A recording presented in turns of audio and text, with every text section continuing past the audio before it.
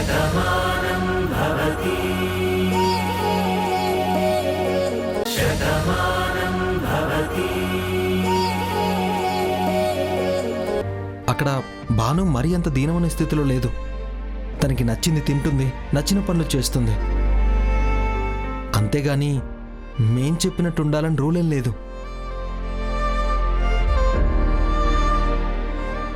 నిజమత్తయ్య, నేను అబద్ధం చెప్పట్లేదు. సరే మావయ్య, నేను ఇంక బయలుదేరతాను. అదేంటి బాబు, ఇక్కడ దాకా వచ్చి లోపలికి రాకుండా? అంటే నిన్ను ఏమని పిలవాలి అని అడిగానని నా మీద అలిగావా? చచా, అదేం లేదు మావయ్య. నేను త్వరగా వెళ్ళాలి. దోసపాడు వెళ్ళి మళ్ళీ 1 o'clock కల్లా ఆఫీస్కి వెళ్ళాలి. అందుకే బయలుదేరుతాను. వస్తాను మావయ్య. సరే బాబు, జాగ్రత్తగా వెళ్ళిరా.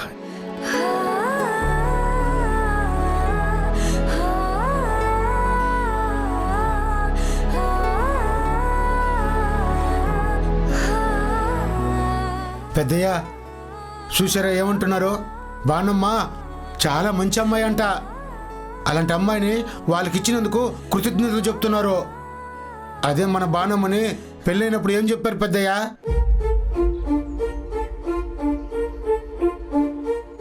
బాణమ్మని దురదృష్టవంతురాలు అన్నారు, దరిద్రము అన్నారు, చదువు లేదు అన్నారు, అల్లుడు పక్కన దిష్టి బొమ్మ అన్నారు. కనీసం ఒక్క పూట కూడా ఇవ్వలేదు. అక్కడికి తీసుకెళ్ళి చాలా బాధ పెట్టారు. ఇప్పుడు వాళ్ళకి గొప్ప మంచి జరిగేసరికి ఉన్నట్టుండి బాణమ్మ మంచిదైపోయింది, గొప్పదైపోయింది. నువ్వు ఊరుకోరా. ఏదైనా మట్టిలోంచే బంగారం పుడుతుంది.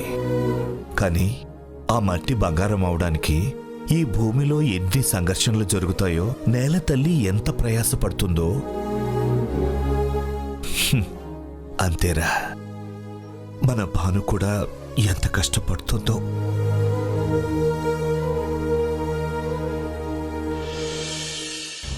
ఇదేంటి ఆంటీ టైం 1 అవుతున్నా ఇంకా గది నుంచి బయటికి రాలేదు.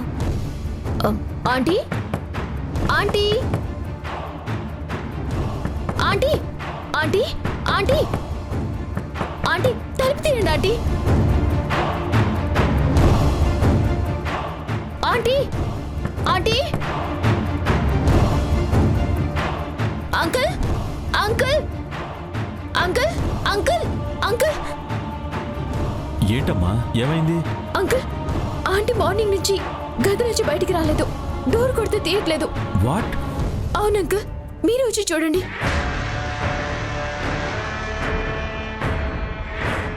ఊర్మిళ, ఊర్మిళ,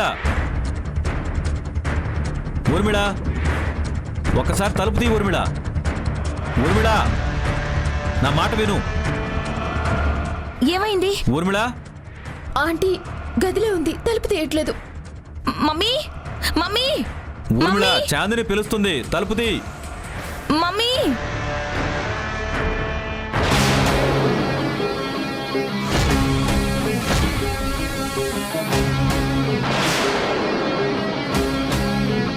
ఊర్మిళ,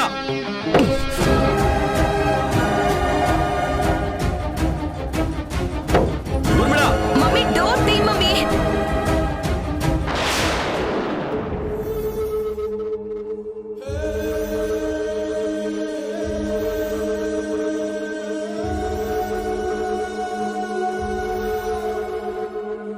ఊర్మిళ, ఏంటిది?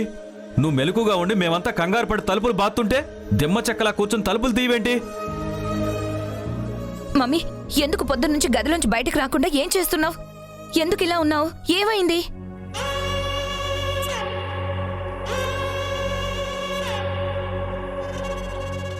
మాట్లాడవేంటి ఊర్మిళ? అడిగేది మనుషులం కాదనుకుంటున్నావా? అడిగేది మనుషులేనంటే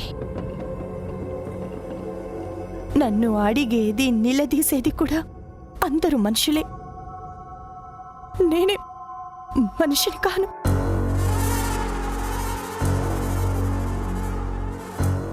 మీరన్నారే దిమ్మ చెక్క అని. అవును, నేను దిమ్మ చెక్కనే. ప్రాణం లేని రాయిని. ఊర్మిళ, ఏంటిది? ఏమైంది? Aunty, what happened? ఎందుకిలా బాధపడుతున్నారు? మమ్మీ చెప్పు మమ్మీ, నీ బాధకి కారణం ఏంటో చెప్పు. చెప్పు ఊర్మిళ. లేదండి, చెప్పడానికి ఇంకేమీ లేదు. అంతా నిన్న రాత్రితోనే అయిపోయింది.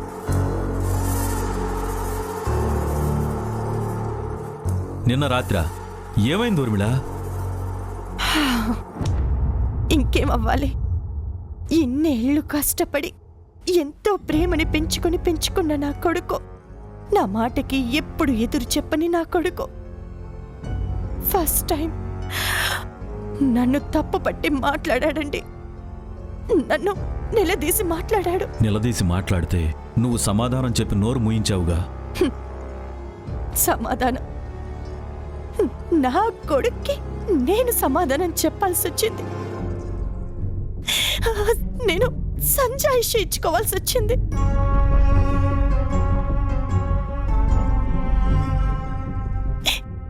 ఏ నేను అబద్ధం చెప్తే దాంట్లో నిజమెంతో అబద్ధమెంతో తెలుసుకోకుండా అదే అబద్ధాన్ని వల్ల వేసే నా కొడుకు, నేను ఒక మోసం చేయమంటే మాట కూడా మాట్లాడకుండా చేసిన నా కొడుకు, ఆఖరికి నేను హత్య చేయమన్నా సరే నా కోసం చేసేస్తాడని నమ్మకం పెంచుకున్నటువంటి నా కొడుకు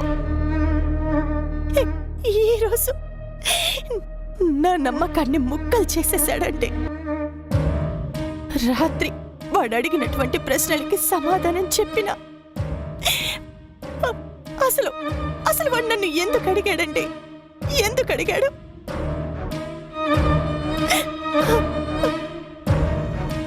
వాడు నన్ను ఎందుకు అడిగాడు అన్న ఒక్క ప్రశ్న నన్ను రాత్రంతా నిద్రపోనివ్వలేదండి. ఆ ఒక్క ప్రశ్న పగిలిన ఈ గుండెని మళ్ళీ మళ్ళీ ముక్కలు చేస్తూనే ఉందండి.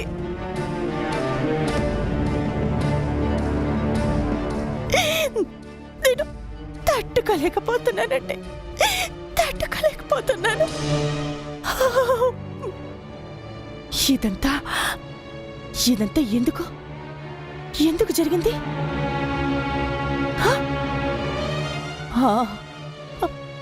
ఆ బాను వల్లే కదా.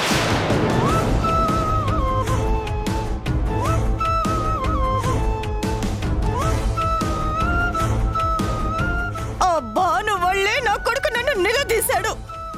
ఊర్మిళ, నీ కొడుకు నిన్ను నిలదీసినందుకు నువ్వు బాధపడుతున్నావు, ఎంత ఇదిగా నలిగిపోతున్నావు. కానీ నిజానికి వాడలా అడిగినందుకు నువ్వు చాలా సంతోషపడాలి.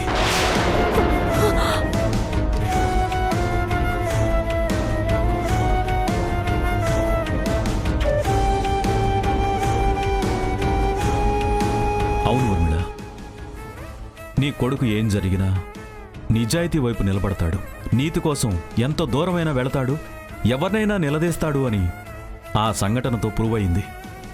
ఇది నిజమని నమ్మితే దానికోసం తన ప్రాణమైన అమ్మని కూడా నిలదీసేలా తయారైన నీ కొడుకును చూసి నువ్వు ఏడవకూడదు ఊర్మిళ, గర్వపడాలి. గర్వపడతానండి, నా కొడుకు ఏం చేసినా సరే గర్వపడతాను. కానీ నా కొడుకు చేత ఆ పని చేయించింది ఆ భానుమతి గనుక అయితే మాత్రం నేనస్సలు ఉపేక్షించను.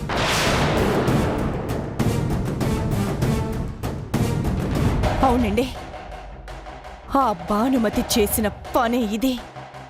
దాన్ని నేను ఊరికే వదలను. ఏం చేసింది ఊర్మిళ? భాను ఏం చేసింది? కష్టంలో ఉన్న మన కుటుంబాన్ని ఆదుకోవడానికి వెళ్ళి ఆ రైతులను ఒప్పించి సంతకాలు పెట్టించింది, అంతేగా? అంతేనండి, అంతే. సంతకాలు పెట్టించింది. మన ఇంటి శత్రువు కూతుర్ని బాగానే వెనకేసుకొస్తున్నారే. కానీ నాకొక్క డౌట్ అండి. ఇన్నేళ్లుగా మనం బ్రతిమాలినా, బుజ్జగించినా, బెదిరించినా సరే సంతకాలు పెట్టనటువంటి ఆ రైతులు ఇప్పుడు ఇది వెళ్ళి అడగగానే సంతకం ఎందుకు పెట్టారండి?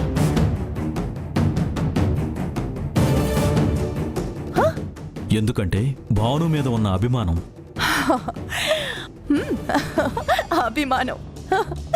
అభిమానమా? నేను ఆ ఊర్లో ఉన్నప్పుడు వాళ్ళకి నేను ఎంతో చేశానండి. అయినా సరే వాళ్ళకి నా మీద పెసరిగింజంత అభిమానమే లేదు. ఇప్పుడు ఈ భాను మీద పుట్టేసిందా అంత అభిమానం? అది అభిమానంతో చెయ్యడానికి ఇదేమి చిన్న విషయం కాదండి. ఇది చాలా చాలా పెద్ద పని.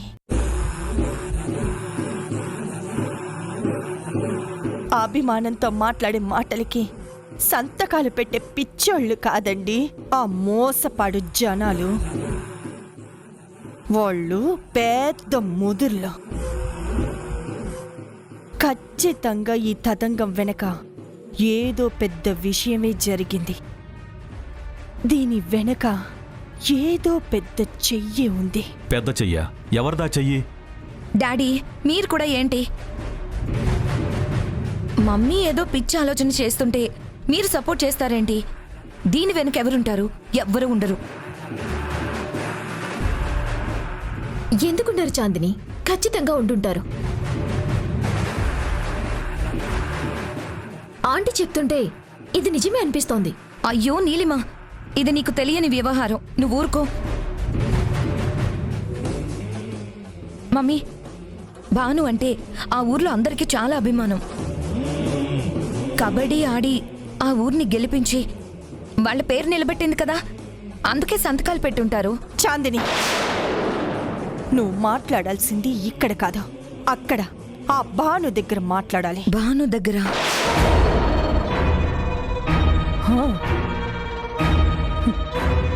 ఏమండి, మీరందరూ ఆ భాను దగ్గరికి వెళ్ళి మంచి మాటలు చెప్పి ఎలాగైనా సరే దాని నుంచి ఈ సంతకాల సేకరణ వెనక ఎవరున్నారో ఏం జరిగిందో తెలుసుకోవాలి.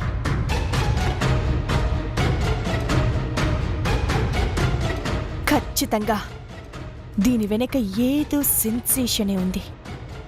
అదేంటో నాకు తెలియాలి. ఊర్మిళ, చాందిని చెప్పినట్టు అభిమానమే ఈ పని జరగడానికి కారణమై ఉంటుంది. ఏమండి, మీరు నేను చెప్పింది చేస్తారా చెయ్యరా?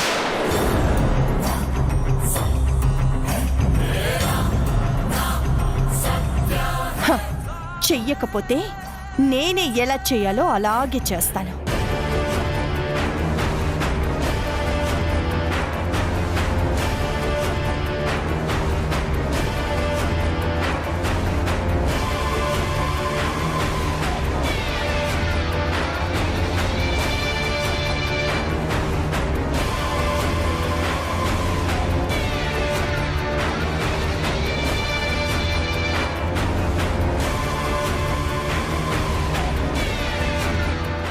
డాడీ, మనం ఇప్పుడు ఆ భాను దగ్గరికి వెళ్ళి బ్రతిమలాడాలా?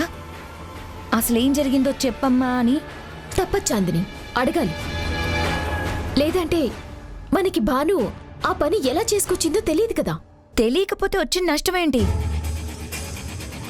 మనకు కావలసిన పని జరిగిపోయింది. మనం కోర్టులో ఆ పేపర్ సబ్మిట్ చేసి మైనింగ్కి పర్మిషన్ తీసుకోవచ్చు. ఇక భానుతో పనేంటి? ఈ ప్రాబ్లం మనదెవరిది కాదమ్మా, మీ అమ్మది. మీ అమ్మ ప్రేమని భాను డామినేట్ చేస్తుందేమో అని భయం. అందుకే భాను వెనక ఎవరన్నా ఉండి ఆ సంతకాలు చేయించారేమో అని తెలుసుకుంటే అది అడ్డం పెట్టుకుని భానుని కార్తీక్ ముందు బ్యాట్ చేయొచ్చు అనేది మీ అమ్మ ప్లాన్. కానీ భానుని మేము అడిగితే ఒక్క మాట కూడా చెప్పదు కదా డాడీ. అందుకేగా నన్ను పంపించింది. మీరు అడిగారనుకో, భాను నోరిప్పదని చెప్పి నన్ను అడగమని చెప్పి పంపించింది. మరి ఇక మేమెందుకు? భాను ఏం చెప్తుందో అది యాజ్టీజ్గా నేను చెప్తానని నమ్మకం లేదు కదా. అందుకే నా వెనకే మిమ్మల్ని సాక్ష్యం కోసం పంపించింది. అయినా నేను భాను చెప్పేది వినను కదా డాడీ. నీలిమ వింటుందిగా. నాకు తెలుసమ్మా, నీలిమ మీ అమ్మకు నమ్మిన బంటు. అక్కడ భాను ఏం చెప్పిందో దానికి 2-3 మాటలు కలిపి ఎక్కువ చెప్తుంది. సరే, భాను ఎక్కడుందో చూడండి, వెళ్ళి మాట్లాడదాం. అమ్మ భాను, భాను, భాను.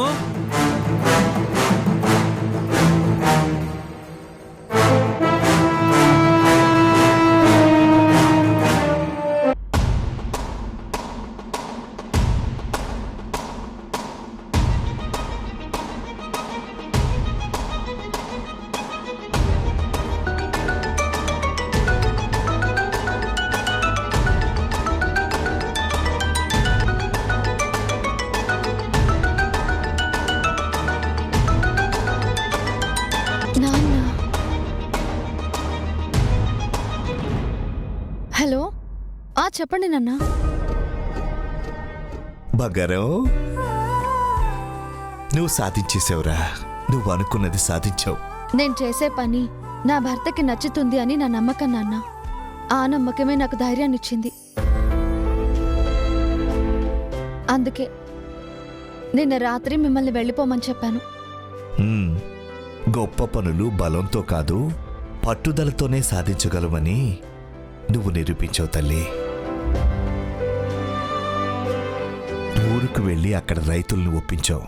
ఇక్కడ ఇంట్లో మీ అత్తయ్య మామయ్యల్ని ఒప్పించావు. నేను వీళ్ళని ఒప్పించినట్టు మీకెలా తెలిసింది నాన్న? అల్లుడు ఇందాకే ఇంటికొచ్చి జరిగిందంతా చెప్పాడమ్మా. ఓ, ఆయన అక్కడికొచ్చారా?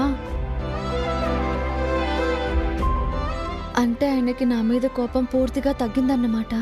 అవునమ్మా, భాను దోసపాడుకు వెళ్ళి అక్కడ రైతుల్ని ఒప్పించి సంతకాలు తీసుకుంది అంటే భాను నిజంగా గ్రేట్ మావయ్య అని అల్లుడు నేనెంత పొగిడాడో తెలుసా? వెళ్ళి డాడీని తీసుకొద్దాం. నాన్న, ఈ పని నా ఒక్కదాని వల్ల అవ్వలేదు నాన్న. ఏంటమ్మా నువ్వనేది? నీ ఒక్కదాని వల్ల అవ్వలేదా? అంటే నీకు వేరే ఎవరైనా సాయం చేశారా? అవును నాన్న. ఎవరు తల్లి? కోనేరు కృష్ణప్రసాద్ గారు. ఏమిటి? కోనేరు కృష్ణప్రసాద్ గారా? అవునన్నా. ఆయనకి దోసపాడులో ఉన్న విషయం చెప్పాను. దాంతో ఆయన నేను అక్కడికి వెళ్ళేసరికి ఆ రైతులందరితో ఆయనే మాట్లాడేశారు. అత్తయ్య అక్కడ వాళ్ళందరికీ ఇస్తానన్న డబ్బులన్నీ ఆయనే ఇచ్చేశారు. దాంతో రైతులందరూ సంతోషంగా సంతకాలు పెట్టి పంపించారు. అమ్మా, నువ్వు కృష్ణప్రసాద్ గారి సాయంతో ఈ పని చేసావని మీ అత్తయ్యకి తెలిస్తే తనేం చేస్తుందోనని నాకు భయంగా అవుతురా. అయినా అత్తయ్యకి ఎలా తెలుస్తుంది నాన్న? కోనేరు కృష్ణప్రసాద్ గారే రైతుల హామీ నెరవేర్చారు అని తెలిసినా కూడా ఎవరు చెప్తారు? చెప్పలేరు. ఏంటోనమ్మా, నీ ధైర్యాన్ని చూస్తుంటే భయం వేస్తోంది. కానీ నీ విజయం చూస్తుంటే మాత్రం నాకు బాగా ముచ్చటగా ఉందిరా. సరే తల్లి, నువ్వు మాత్రం జాగ్రత్తగా ఉండు. అలాగే నాన్న. అలాగే నీకు సాయం చేసినందుకు ఓసారి వెళ్ళి కృష్ణప్రసాద్ గారికి థ్యాంక్స్ చెప్పొస్తాను.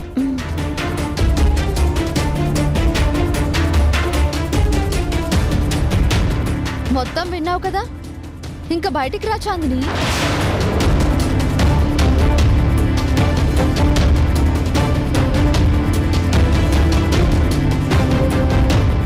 ఎందుకు చాందిని దాక్కొని వినడం?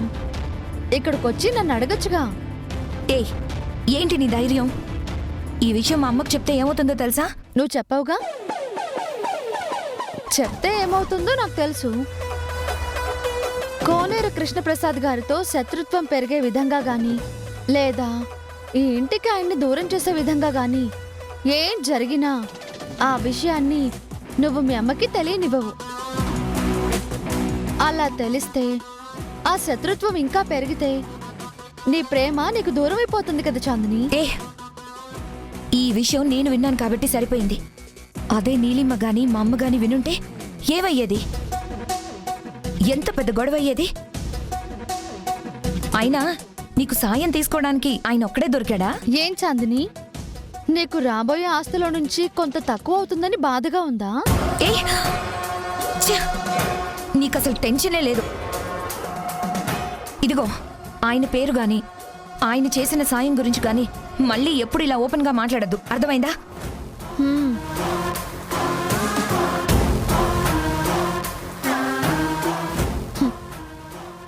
నాకు తెలుసు చాందిని, నేను నిన్ను ఎట్టి పరిస్థితుల్లోనూ వదలను.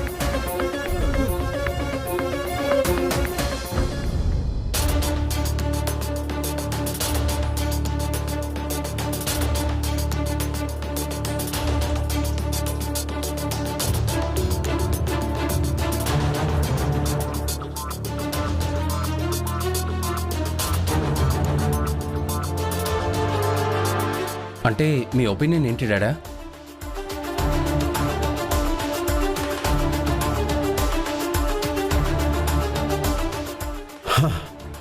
మనం ఊర్మిళ వాళ్ళకి మంచి చేసింది భానుని చూసి.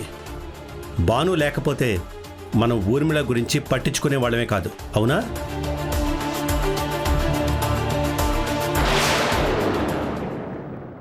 సార్, మీరేమనుకోపోతే నాకు మిమ్మల్ని ఒకటి అడగాలనుంది. భలేవారే సార్, నేను ఎందుకు అనుకుంటాను, అడగండి సార్. మీకు ఊర్మిళకి మధ్య వైరం ఏంటి?